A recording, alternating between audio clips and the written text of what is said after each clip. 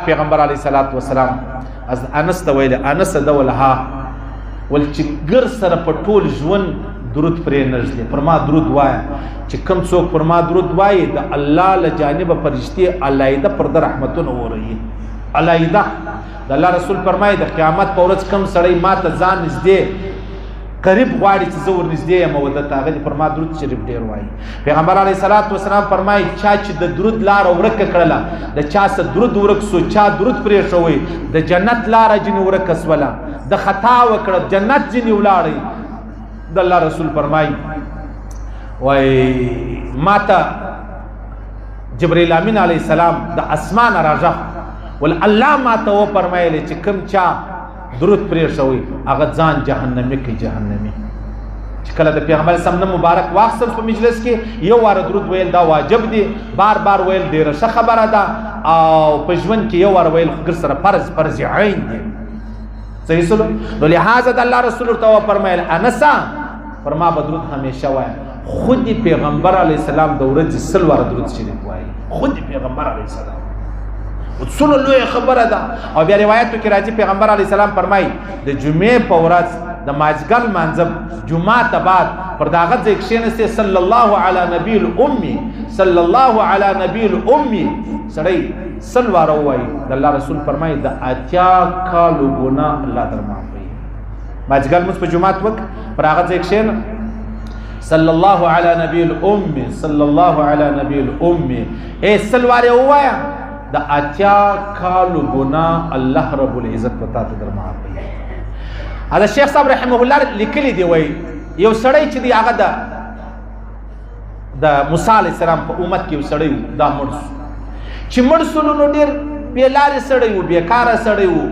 نو چې مرسو خلکو سره پر ټپ وګرځوي نه چا جنازه ورکوله نه کفن ورکوي نه غسل یو شی نه ورکوي نو بیا الله رب العزت موسی علیه السلام ته ورته ورسه جنازه ده غسل دی کفن دی دفن دی دا ټول خبرې به ته وایي کې موسی علیه السلام ورغلی بیا یې راواخیستی حالانکه زموږ په معاشره کې دونه بد سړی ګرځېدل چې هر څو بد یې مړ جنازه او غسل او کفن چې دی هغه ورکوو بیا موسی علیه السلام مطلب خپل ملګرو سره بیا غسل جنازه کفن دفن منځ وسو چې وسو بیا چې پټې کوي بیا د الله څخه پوښتنه وکړه ولې الله دا سړی خو دې دونه د خلکو په نظرو کې ګراو دونه پاته و دومره مطلب بد ونه چې دا خلکو پر ټپ ورځولی دي د جنازې لمنځ هم نه ورکوي تا ماته ولې وویل چې دا سړي ته غسل او کفن ورکړه الله ورته ویلی ول دې سړی ورځ تورات تلاوت کوئ په تورات کې د پیغمبر علیه السلام نوم راغلی د نامه سره یو واره وویل صلی الله علیه وآله وسلم په دا خاطر ما ودته معافي وکړه یو واره صلی الله علیه وآله وسلم امام شافعي صاحب رحمه الله چې وفات شو بیا چا په خوب ولید الله څه معامله سره وکړل الله وبخښلم ول پر چی شو وبخښل ول ما درود شریف ډیر وایي عدد دون تفقه عدد دومره علم عدد دومره تفسیرونه حدیثونه عدد دومره لوی امامت الله رب العزت پر چی شو بخشي پر درود شریف او بخشي تا درود شریف یې ډیر وایي درود شریف چې خود پیغمبر علی السلام درود شریف وایي نو زما خود الله فرمای ان الله وملائکته یصلون علی النبی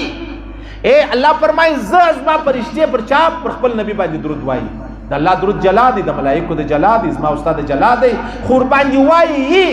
چې الله او ملائکه ور باندې وایي نو ما ته څه ضرورت دی زما استاد مجبوری ده د الله او د رسول مجبوری نه ده صلی الله علی نبی امي صلی الله علیه و آله وسلم د ورځې سلسله واره دا ډېر زبردست خبره ده او نبی علی السلام ته سړی ډېر ونږدې سي پیغمبر علیه السلام فرمایي یو سړی مې ولید پر پل صراط باندې یو ور په کپ اختص لکه د درخت شاخ را واخلي چې سره شوري یاره قریب و چې د جهنم ته لسوي وي قریب ولا لیکن درود شریف رالی دته د پل صراط لاره اسانه کړله د جهنم دی لکه دوسه بچاو سلو بس تر دغه پل صراط چې دی هغه واوښتي یعنی د جهنم ته ورلسوي وو خو درود شریف رالی د بچاو کوي صلی الله علیه و آله وسلم دا سعودي له چولاړ شي په سعودي کې درود شریف بیخي د عربو په خوله کې صلوا علی النبی صلوا علی النبی چې د دوه کسانو به سره جنگ ولو دریم سړی برالی درود بیا وای د دې جنگ به سره ختم شو د دوه کسانو به جنگ جوړېدی ایوه به وویل صلوا علی النبی دا جنگ پر دغه ځای باندې ختم شو جنگ به دا د درود شریف په برکت به د دې جنگ چې دی هغه ختمېدی ورسې پر ټولو موټرانو باندې صلوا علی النبی صلوا علی النبی بس بله یوه خبره په مدینه شریفه کې نشته از موږ هغه د قومونو نمونه ای شیرونو ای د بیا ادبی او د بی شرمی او د بی حیايي ای رخصو ولا ای د پښتون آباد مزداوی سر بلاندې کې چې خدای دې چش لیکلی صحیح سلو نو پیغمبر علیه الصلاۃ والسلام انس ته ویل ول انس درود پر ما ډیر وای صحیح سلو درود پر ما ډیر وای او دغه سړی چې موسی علیه الصلاۃ والسلام جنازې منځ ورکې دا ولې ورکې و داغه د پاره ورکې پر پیغمبر علی السلام یې چیش کړو درود دی ویلې درود یو واره درود ویلې دا الله دا مقام نو دا چې سړی زر زر واره درود چې زمر داسې بزرګان ستا د ورځې اویا زر واره لا اله الا الله وایي اویا زر واره درود شریف هم سره وایي اسی الله ولا هم ستا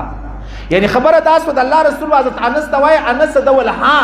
ول درود به یې نه خامخا پر ما باندې درود وایي چې خود پیغمبر علیه السلام یې صلی الله علیه وسلم ما استاد لپاره څو واره ویل پکار دي صلی الله علیه و آله وسلم یو کاتب هغه درود لیکي صلی الله علیه وسلم و آله نور سره وایي نه لیکي د الله رسول په خوب ولید د الله رسول ته فرمایل د سلويشت نیکی څخه چا محروم کړي هغه څنګه یا رسول الله ول و آله ولن لیکي ور سره وایي وو دی الف دی لام دی ها د پر هر حرف انت الله لس نیکی درکې بیا دی ولاس په انده کې و آله هم ور سره وایي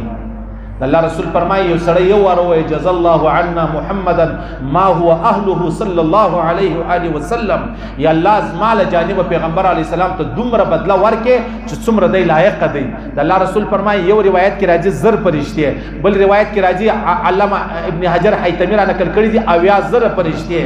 زر ورځ د لپاره ثوابونه لیکي سړی یو وروي جزا الله عنا محمدا ما هو اهله صلی الله علیه وسلم زر پرشته یا اویا زر پرشته زر ورځ ثوابونه لیکي زر ورځ ثوابونه لیکي دا به څو ثوابونه ته چې زر واره وای نو د ملائکه دي ستړي کړي ستومانه کړو صحیح سره